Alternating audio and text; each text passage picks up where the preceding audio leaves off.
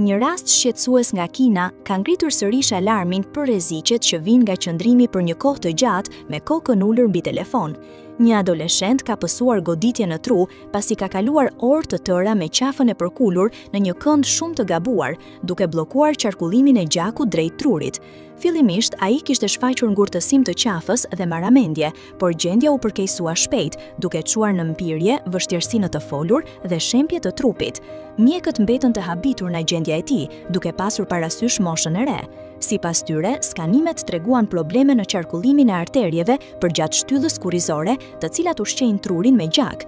Këto enë mund të ngjeshen kur koka qëndron për në kohë të gjatë e përkulur përpara, sidomos tek të rinjt që janë ende në zhvillim. Ekspertët paralajmërojnë se kombinimi i përdorimit të zgjatur të telefonit, qëndrimit të keq dhe këndit të gabuar të kokës rrit ndjeshëm rrezikun e goditjes në tru, edhe te personat e shëndetshëm.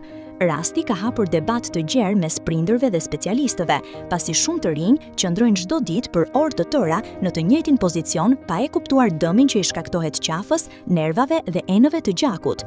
Mjekët këshillojnë mbajtjen e ekranit në nivelin e syve, pushime të shpeshta dhe shmangjen e qëndrimit të gjatë me kokë të ulur.